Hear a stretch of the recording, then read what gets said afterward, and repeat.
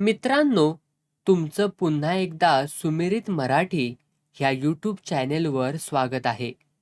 आजची कथा सुरू करण्यापूर्वी जर कोणी ह्या चॅनेलवर पहिल्यांदाच आले असाल आणि अजूनही सबस्क्राईब केले नसेल तर नक्की सबस्क्राईब करा.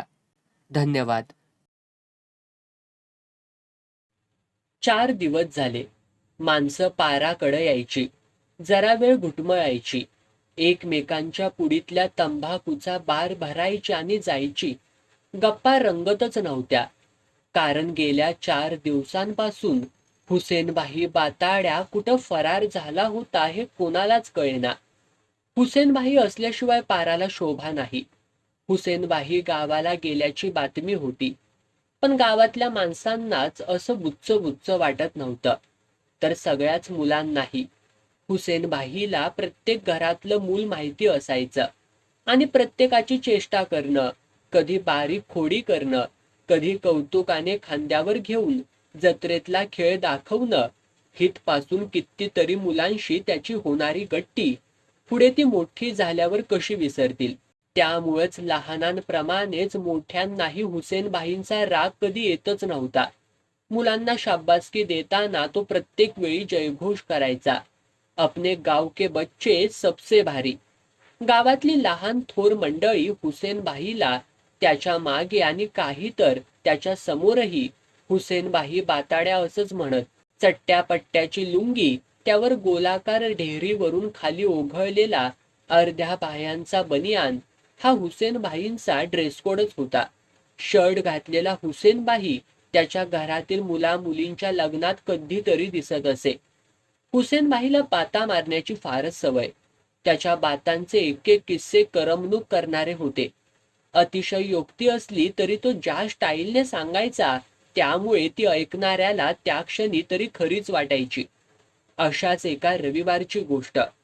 सकाळी बाहेर पाऊस सुरू झाला आणि मोकळ्या मैदानातून आम्ही मुलं भिजू नये म्हणून पळत पळत बाजूच्या मारुती मंदिरात घुसलो, तर तिथं हुसेनभाई पावसाकडे बघत बसला होता. कोणीतरी फोडलेल्या नारळाचा प्रसाद त्याला दिला असावा. ते खोबरं त्याच्या तोंडामध्ये घुटमळत होतं. आतला उदबत्तीचा वास बाहेर पसरला होता.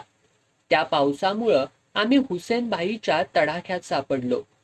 हुसेनभाई आमच्याकडे पाहून म्हणाला, या पोरांनो, बसा इथं गपगार, हुंदडू नगासा पावसात बिनकामाचं. मग आमच्यातल्याच एकाची कॉलर पकडून त्यानं त्याला इतकं जोरात ओढलं की तो हुसेनभाईच्या अंगावरच कोलमडला.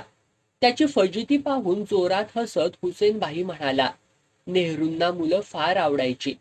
हुसेनभाईची एक खासियत होती, काही झालं की तो पंडित नेहरूंचा उल्लेख करायचा. काही संदर्भ असो वा नसो, पण हुसेनभाई नेहरूंना सोडतच नसे. त्यावेळी मी बारका होतो आणि हुसेनभाई डायरेक्ट पंतप्रधानांच्या गोष्टी करतो, यामुळं मला हुसेनभाई फार भारी माणूस वाटायचा. शेवटी त्या दिवशी मी त्याला विचारलंच, नेहरू आणि तुमचं हे जुगाड काय ते जरा खुलवून सांगा की.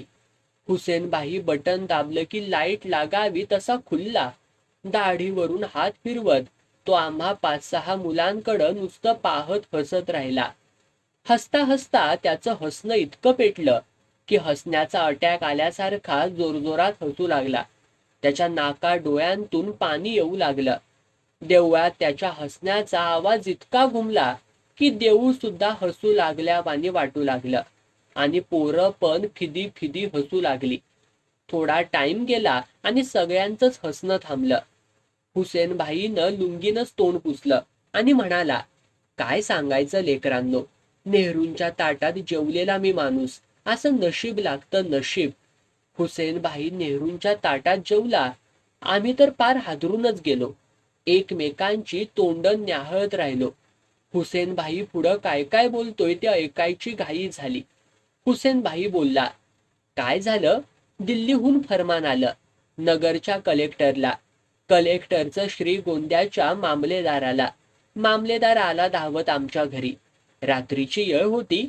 आता असला साहेब डायरेक्ट घरी आला म्हटल्यावर आम्ही घरातली माणसं पार घाबरून चिडीत चूप झालो. मामलेदार आमच्या म्हाताऱ्याला म्हणाला, जमाल भाई, चलो, तुम्हें कलेक्टर ने बुलाया है. अभी के अभी अहमदनगर को जाने का है. आमचा म्हातारा पार गडबडला. म्हणाला, "अव मी आता काय बी करत नाही. कुणाच्या आध्यात नाही, कुणाच्या मध्यात नाही. नेहरूंच्या पायाची शपथ घेतली मी नगरच्या जेलात. तवापासनं साधू संतावानी वागतू यावं. अल्लाह कसम इसमें मुझे मत अडकाओ. ओ जमाल भाई, तुमको आरोपी के वास्ते नहीं बुलाया. कलेक्टर ने बताया जमाल को दिल्ली ले जाने का. नेहरू ने उसको याद किया है. नेहरू जी का बुलावा आया तुम्हें." मेरा बूढ़ा तो रोने ही लगा. बोला, "नेहरू बड़ा आदमी, अभी वे पंतप्रधान है. मुझे क्यों याद किया?" पण मामलेदारानं पुढचं काही बोलायला सवडच दिली नाही. त्याने जमाल भाईला तर गाडीत बसवलंच, पण बसवता बसवता त्याला याद आली. तो म्हणाला, "ओ तुम्हारा लड़का हुसैन किधर है? उसको साथ ले." हम दोनों को पकड़ के उस रात को नगर लेके गया. सुबह कलेक्टर के बंगले पे. मेरा बाप तो रोने ही लगा. कलेक्टर के हाथ पाए पड़ने लगा. कलेक्टर बोला, "जमाल रो मत, तुम्हें दिल्ली लेके जाने का ऊपर से हुक्म है." तो मेरे बाप ने उसे कहा, "मैं गरीब आदमी, ऐसे फटेले कपड़े में किधर लेके जाते हो?" कलेक्टर ने किसी आदमी को कहा, "जाओ इनके लिए अच्छे कपड़े लाओ." हुसेन भाई मध्येच थांबला. डोळे मिचकावत म्हणाला, "ऐसे कपड़े तो इतके टाइम में भी मुझे कभी मिले नहीं थे." तो बात ये थी की आमचा म्हातारा जेव्हा नगरच्या जेलामध्ये होता तेव्हा नेहरू तिथं लिखाण काम करायचे. तेव्हा माझा बाप नेहरूंचं पाय चेपायचा, मालिश करायचा, कागद नीट लावून ठेवायचा. तेव्हा जेलमध्ये नेहरूंनी विचारलं, "जमाल तुम्हें कितने बच्चे?" तो मेरे बाप ने बताया, "अभी तो 2 साल पहले शादी हुई, एक ही लड़का है." नेहरू ने पूछा, "उसका नाम क्या है?" तो मेरा नाम तो उस तक रखा ही नहीं था. फिर मेरा बाप ऐसा च बोला, "हुसैन." तो बात नेहरू ने ध्यान में रखी और एक दिन उनको याद आई, "अरे वो जमाल था, जेल में मेरी सेवा करता था, उसको मिलना चाहिए." और नेहरू भी बहुत बड़ा आदमी, उसका दिल भी बहुत बड़ा. उसको मेरा नाम भी याद आया. तो फरमान आया, "जमाल और हुसैन को लेके आओ." कलेक्टर तो घबरा ही गया था. तर आम्ही दिल्लीत गेलो. लय पोलीस पहारा. समधी माझ्याकडं आणि माझ्या बापाकडं नुसतं टकामका बघत होती. तो वे लोग अंदर अंदर लेके गए. एक बड़ा महल जैसा घर था. उसमें लेके गए तो सामने नेहरू. जब नेहरू ने हमें देखा तो लगीचच पुढं आला आणि माझ्या बापाला मिठी मारत म्हणाला, "जमाल इतने दिन तू कहाँ था?" मेरा बाप तो रोने ही लगा. तो नेहरू ने कहा, "रो मत जमाल, तो आजाद हिंदुस्तान का आजाद आदमी है." 2 घंटे बातें चली नगर की. जेल के दिन दोनों को याद थे. आम्ही ऐकत होतो. हुसेन भाई सांगत होता, "नेहरू काय आग्रहच सोडेच ना. म्हणले आता जेवूनच जायचं जमाल." तर बाप म्हणाला, "तुम्हाला भेटलो आणि पोट भरलं." पण नेहरू काय ऐकच ना. मग आम्ही जेवायला बसलो. तिथली माणसं आमच्या लय पुढं पुढं करत होती. मी लय गांगरल्यावानी झालो बघा. जेवता जेवता काय करावं तेच समजना. समोरचा घास काय तोंडात जाईना, नुसतं बावचाळल्यावानी झालं होतं.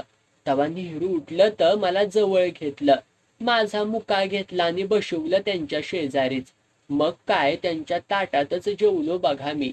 बाप रे, हुसेन भाईंनी ही गोष्ट सांगितल्याने आम्ही चकित झालो. हुसेन भाई आम्हाला मारुतीपेक्षा मोठा वाटू लागला. पण ती गोष्ट गावासाठी काही नवीन नव्हती. गावातल्या प्रत्येक माणसाने कदाचित रामायण ऐकलं नसेल, ज्ञानोबा तुकारामांचा अभंग ऐकला नसेल, असं बरंच ऐकलं नसेल. पण हुसेन भाई नेहरू चाचाच्या ताटात जेवला हे प्रत्येकानं ऐकलं आहे.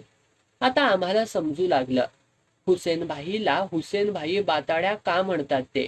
पण त्याच्या बाता ऐकायला गाव आसुसलं असतं. बाहेर पाऊस थांबला. आम्ही म्हणालो, "हुसेन भाई सलाम," आणि धूम पळालो घराकडं. आमच्या ताटात जेवायला. पळता पळता मागं वळून पाहिलं. हुसेन भाई हात हलवत म्हणत होता, "आस्ते भागो नाहीतर गिर जाओगे." मला माहित आहे. आम्ही दिसेनासे झाल्यावर तो मारुतीच्या मूर्तीकडे पाहत म्हणला असणारच, "ओ हनुमानजी, अपने गाव के बच्चे सबसे भारी, सबसे भारी."